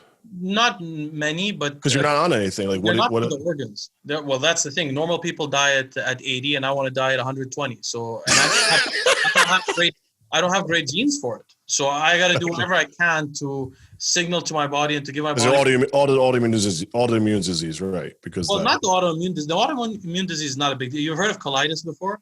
Of course. I have Crohn's disease, which is a bigger one than colitis. I know what Crohn's is. Yeah. Yep. But I don't have any symptoms from it. Maybe mainly because of the lifestyle, I guess I've had for a year or so. Well, you have to watch what you eat, though. No. Not really. I mean, I watch what I eat either way, but not. No, really. But is there specific foods that would bother your Crohn's disease? For some people, yeah. For me, it's mainly I guess there must be some specific, like probably like for me, gluten. Actually. I mean, just from my experience, I heard that. I mean, I don't have science. For a lot of people. Basically, Crohn's disease is what it is. It's your body's immune system attacking the outer layer of your gut, of your intestines. I've got to figure out what's wrong with my stomach because I got fucking serious problems in my stomach lately. Oh, really? It's gotten bad. You can text me about it. I had to figure out mine. Yeah, I'll talk. I was going to talk to you about it when we had time, but obviously not in here. But I mean, I don't care about that. We're not going to waste our podcast on it. But like, it's gotten bad now. Like where my foods, the amount of foods that I can eat and can't eat that don't have problems, it's like. I might as well just eat bland fucking chicken all day because even chicken bothers me sometimes. It's weird, dude. There's like, I've gone through so many vicious cycles of food allergies. I think probably because of bodybuilding from, deprivation of not having foods for so long, that. The amount of food, just the amount of food that you ate, the body's not meant to deal with. Well, that too, right? Yeah, there's both extremes, right? Because like I can't even smell an egg now, and I used to live on eggs, and I can't even go near an egg now. Like my stomach, I'll be doubled over in pain, like almost in tears. That's how bad the pain gets. So, I got to figure out what the fuck it is. Yeah. So eggs have been like that for me too. There are periods of time where I don't want eggs, like months go by. I have a really bad obsession with eggs. Like I used to eat eggs probably 2 times. Like I think we talked about that once before. Like I used to eat like a dozen eggs every day for bodybuilding, in the morning, like dozen scrambled eggs. Like I could pound eggs. I love like egg and cheese sandwiches. I love like steak and eggs. Like eggs for me were like, oh, and now I can't have them, and it drives me nuts that I can't have eggs. I look in the fridge and I'm like, God damn it. Like I sometimes eat them because I just love them that much. I don't even fucking care. I'll just deal with the pain. Okay, text me about it after we can try to diagnose it because I had to because I can't figure out what it is. It's weird because all my tests come back fine, and I'm like, what the fuck? I had to figure it out myself also. Mine was very So we'll just do a couple more. So of course. Ravetti asked, TRT dose of test, is HCG required? I have a very particular. Okay, I want to hear your opinion on this one because this drives me nuts. So for years I was taking testosterone, and there was a rumor that if you take HCG on cycle, first of all, you're not doing anything because the balls are not going to. This is still true, mind you, just to let you know. Because there's tests in your body. And second of all, that you may desensitize from the HCG, which is even scarier. And then afterwards, it's not going to work to restart your goal. So I thought this, and for this reason, at some point, when I was like a year into a cycle, I was like, okay, so I'm not going to spend all this stupid money on this HCG because this takes too much money every month. It's a waste of money. You know, if you're on the right thing, like if you're on Trembolone and stuff, it won't even work anyway. Your balls won't grow that much. They'll do anything. But what I found out later, unfortunately, what I found out, number one, is the body doesn't desensitize from HCG. Not very well. So you could use it for years. In fact, there have been people that used it for 6 years. And after 6 years straight of like 2.5 thousand units every other day, then they got their wife pregnant after 6 years. So it actually doesn't, it's not a tolerance thing. That's wild. So that's one thing. The second thing is that I've come across a lot of articles on Google Scholar, which, by the way, guys, I don't read this stuff for myself. It's just that people on my channel are interested in their bodybuilding, so I started reading about it, and I've come across several articles showing that not just rodents but also dead bodybuilders have scar tissue in their testicles. We talked about this before, but to prevent that from happening, all you got to do is have androgens inside the testicles. So you only have to have a little bit of production from your testes. So if I could go back, I would use HCG at least once or twice a week. And in fact, this guy's talking about TRT. If you're on TRT, if you're on HCG, you don't need to be on TRT. Because if you're on HCG properly, your testosterone level will go up. Right. And eventually be in the normal range. So there's no reason to be on TRT. The problem is doctors don't do this properly, though. They don't. The application is so wrong. Most doctors, they have them on way too much tests or way too much HCG or vice versa. And the ratios are, and then they have anti-estrogens in there. I'm like, what the, and they put Clomid in. I'm like, what the fuck is going on? And it's prescribed you everything and take it all together. There's no method to the madness at all. It just take it all together. I'm like, what the fuck is just pushing more products? Obviously get a kickback, but I mean, it sucks though, because so many guys come to me, you know, adults, males that are over 30 with, you know, all this shit. They're spending all this money on all these subs. And I'm like, you don't need all that. Like, you know, one thing is fine. You don't need all these different chemicals in your body. It's crazy. No, I completely see your perspective. I used to have that perspective about supplements in general. I used to think that they're all worthless. And really, when you're on steroids, they feel like they're worthless because you're taking something. Yeah, you're not feeling anything. You can't feel anything. But when you're someone like me that has an autoimmune disease, you can feel if your body is a little bit more. You're in tune. You're in tune, though. My joints will immediately hurt. Like when I got the coronavirus, I didn't get any symptoms because I'm taking Metformin and other things that help you not deal with the corona serious cases. But my wife got it, so I knew she had it. And then what I noticed, my shoulders were hurting. So whenever my joints hurt a little bit because I have this autoimmune thing, I know something it's not perfect, you know? Yeah, that's a good point. If I go to the sauna, just right after the sauna, my joints will hurt. And then it'll go away, and my joints will feel better for 24 hours. Interesting. Yeah, because inflammation goes down. Right. It goes down below normal. Right. The sauna. Right. So I actually feel better than normal. But I can feel things really quickly. So I know these supplements make a huge difference. But let me tell you something. Individually, they don't. Right. Like most of my supplements, if I was just taking quercetin, I would not notice much of a difference. Right. It's synergy of all of them together. Right. So it ends up being like you're spending more money than it's probably worth, unless you're wealthy. It's sad though that these doctors don't apply the application correctly though, because there's so many guys that are not doing things right. I mean, it's just, you know.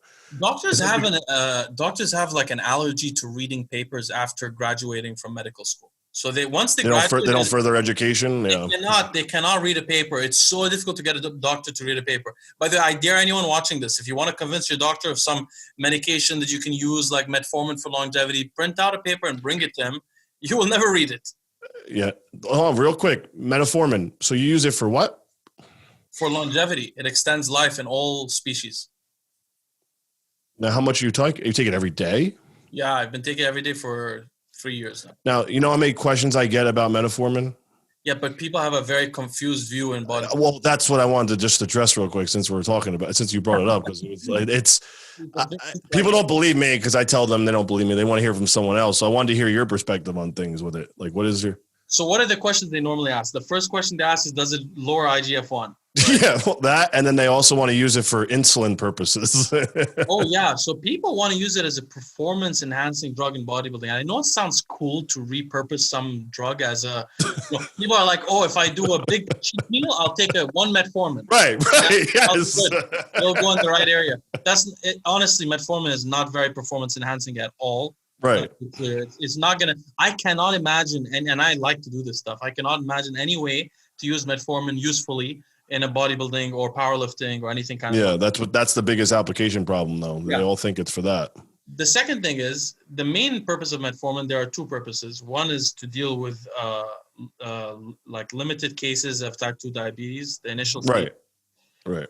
Then does that basically it puts the sugars in the right area. It allows the liver to function a little bit better. It makes you produce a little bit less insulin than you needed to beforehand. That's fine. The second thing it does is it extends life across all animal species ever studied, which is very shocking. There's very didn't know that. How it does that is that it basically, your body has this ratio, a nutrient sensing ratio for sensing ADP to ATP. When your ADP is very high and your ATP is low, your body thinks it's starving. So it initiates a kind of mode that's most characterized by the AMP kinase pathway, where your body basically, instead of growing, it focuses on fixing itself and maintaining its health. When the mTOR pathway is on, the AMP kinase pathway is turned off and your body's growing. When you're growing, your cells are duplicating, you can produce cancers, you can do all these kind of things. When you're not growing, you have autophagy, which is something people like to talk about a lot. Your body's scavenging for proteins around your body, all these kind of things. When you do cardio, your body gets in the AMP kinase pathway. Metformin makes it like you're doing cardio when you're not doing cardio. So even though you're eating, your body is still sensing that I'm a little bit nutrient deprived. So I need to go fix these kind of things in my body and not focus on growing. So it redirects your body's. Now, does that matter if you're on steroids and eating protein? No, because the protein is so powerful and the steroids are so powerful, they tell your body, no, he's not nutrient deprived. Don't worry. So it's not going to make a huge difference for those people. But for people like you and me who are off that, at the end of that lifestyle, it could potentially, right now there's a study, I forgot what it's called, but it's a major study funded by the US government, testing metformin to extend life in humans. It's not even being tested for diabetes anymore. It's tested for extending life. It's the first study in the history of the world to testing for extending life in humans. You gotta send me that. That's interesting as fuck. Yeah. That's a good subject because there's a lot of people that think metformin is going to help their carbohydrate days. Yeah. There are coaches that say that. There are coaches. So many of them. It's so annoying. They think it's a GDA, and I'm like, no, it's not a glucose disposal. Yeah, I'm like, it's not a GDA. They're like, oh, I want to do insulin. Where can I get metformin? I'm like, that's not insulin. They're not connected. You don't need. I'm like, bro, it drives me nuts. Like. I'm not calling them stupid, but I'm like, God damn, like you didn't do did you even Google it? You didn't read about it at all? Like they think that all the time though. They're like, oh, I don't need a GDA. I got this. I'm like, no, that's not a GDA, dude.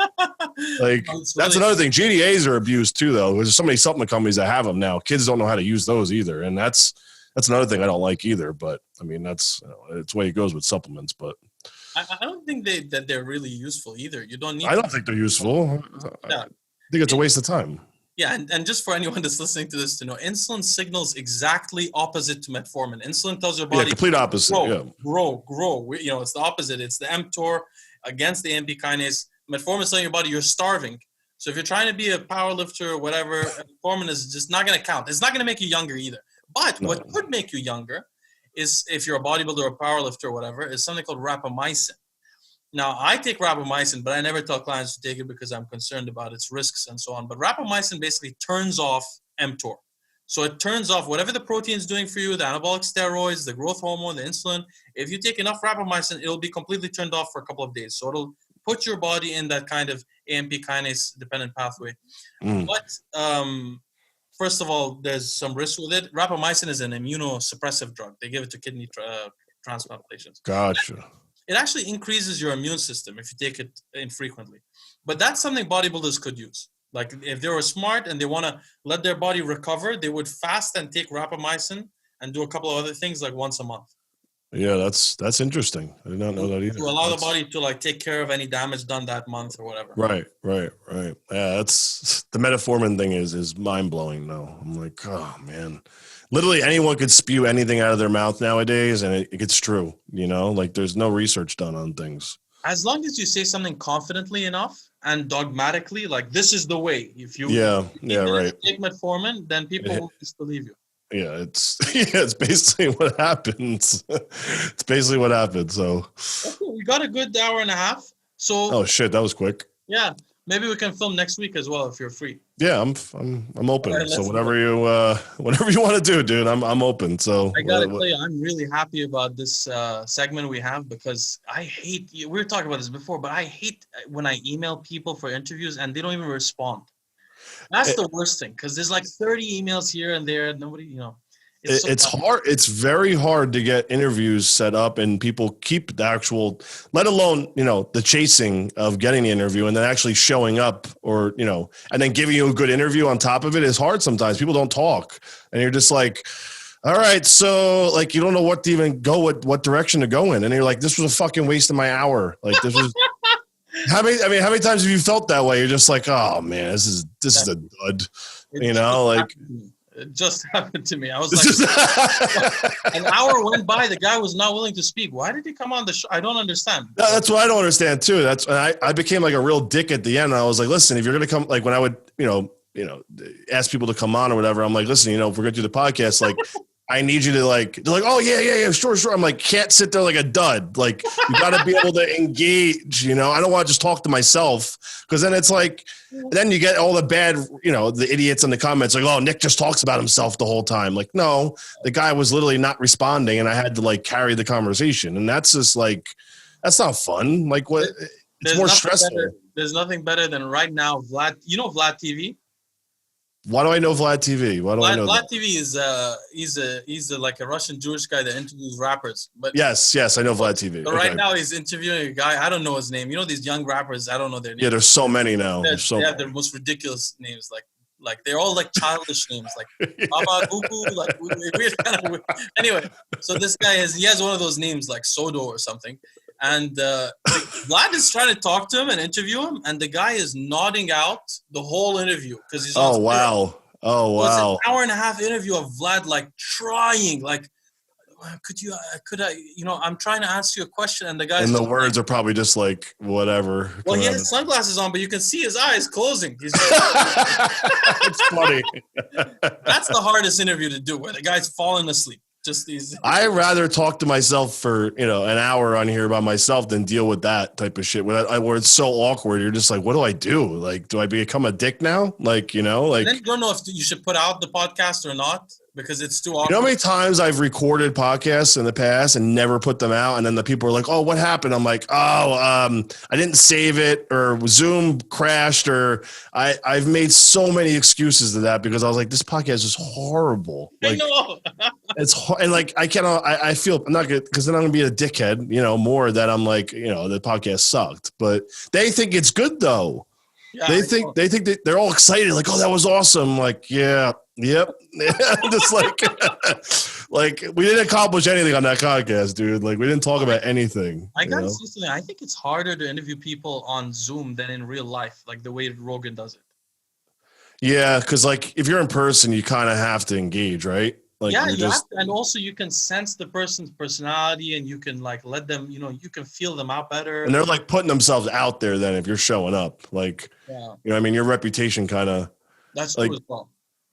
Like you're in person, you're willing to show up, and then you show up like a shitty podcast. Like that's just like disrespectful beyond belief. But I don't know how Rogan interviews so many fucking people though. No, he never run in LA, but now I wonder how he's going to do it in Texas. I know, like, and did you see all the? If you have 5 minutes, did you see all the pushback with Spotify? Like, what's going on with them? Yeah, you're trying to censor him. Like, what they said they had 10 meetings about it though.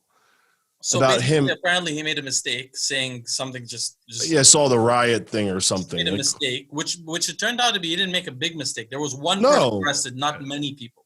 Yeah, that's it.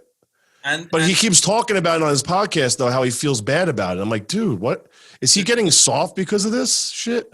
because he has 100 million, he already quit YouTube. It's stuck with Spotify. Who knows what's really going to happen? But this shows you what these guys are like. They are the mafia. The modern mafia is the censoring. Yeah, that's true. Kind of, that's a good way of putting you it. disagree with us, you have no right to exist. We'll send our nerds to go watch all your previous podcasts, pull up anything you said that's not politically correct, and we'll join together and try to get you lose all your money. Because even the owner of Spotify was like not against it. He wasn't mad. It's all these people that, you know, all the people part of the board, and it's supposed to be like you're supposed to fuck up. Like it's a free speech platform. Like there's no like fact checking or, you know, this is not a presidential debate. It's two guys talking. Like we live in like a fork in the road, and life is it's potentially gonna get much worse after this in terms of free will. Who's going to want to go to a Spotify platform though after this, after seeing what they did to Joe? No one's going to go there. Yeah, but everybody knows YouTube does that. I mean, not as much as Spotify apparently, because Spotify really wanted to censor him. I wonder if there's like, I don't know. I did do more research on it before I say anything. It's just so weird how they brought him over. He didn't investigate the deal enough, like to not know this, or like there's so many questions I have about that. Cause like, how do you sign $100 million deal? And then immediately they didn't even bring over the remember, did you see the first part that happened with the podcast being transferred? Yeah, they didn't bring all the videos over. So like, and they use the excuse that, oh, they're better off on YouTube. Like, no, like that's not, get the fuck out of here. I don't know. It's so weird how he didn't, like, because he spoke so freely about how they're going to let him do what he wants, but that's clearly not the case. I think he might be controlled a little bit. But, you know, at the end of the day right now, none of us have free will in any kind of regard. Like we can't. No, nothing. I don't know. On the East Coast, maybe it's easier for you guys. But here, look, if you were scared of getting the coronavirus, you could just stay home. You don't need to force me not to leave my house, or force me not to work out, or force me not to open my business. Yep. So we're losing freedoms in every you know, before we used to be able to speak. We didn't have the internet. True, we didn't have these advantages, but people wouldn't come up to you and say, "You said what? You're going to jail." Yeah. Here, or you're being censored. You can never speak again. Here, you can get canceled from YouTube, from Instagram, from all these kind of things, and then you're literally like Roger Stone is totally deplatformed. You have no voice. And Alex Jones is he's fucked too. I'm sure there's tons of other ones. Once you get to that point, they say, well, these are private companies and so on. Well, it's true, but is this guy's life? I mean, these companies are so major that they change all of our life. They're not private companies anymore. They control everything. It's you know, unfortunately, it's hard to stand up to a system like that when people aren't unified. But there's definitely, you know, the problem is the people who suffer the most are the politically incorrect people, which are, you know, there is Lee Priest, but there's not that many of them. So they don't have enough people to join together. My little experience with YouTube banning me, you know, since I had to open a new account, I had YouTube TV in my house because that's what I use because I don't watch TV, and it was just the application. And it's good. I don't need cable in my house. I just don't watch it. So they banned my YouTube TV account too because of my fucking YouTube channel. So literally all my TVs said canceled. I can't have an account now in my name. So I immediately opened one of my girlfriends. An hour later, they fucking zapped my IP address because they didn't want me to open an account. So then I opened another account, like thinking it'll be okay. And like my mom's name, or I think our sister's name or something, zapped that. So I was like, you know what? This is ridiculous. I'm not even going to support them now that the fact that they're doing that because of my YouTube channel. So let's just establish this. This is a monopoly. And it's a monopoly just like Standard Oil was a monopoly, just like Microsoft was a monopoly. If you disagree, explain this to me. When Nick got his YouTube channel canceled, he wasn't being a stalker. He's not trying like, no, I love you, YouTube. I got to follow you. I can't leave you. No, like what other option do I really have legitimately? Right. There's no real option. Okay. If you're communicating with your clients or with your friends or fans or whatever through your YouTube channel, you can't. There's no other place right now that you can do this. Everybody's on there. Everyone's on there. And even if they weren't, there's actually no real option that would. No, there really isn't. So it's really a monopoly in some kind of way, and it's not regulated. No. You know what I mean? No, it's not. So this is something. To me, it's very clear. The only reason you would not, I mean, people had no problem regulating Microsoft, the Standard Oil, the Rockefellers. There was no issue.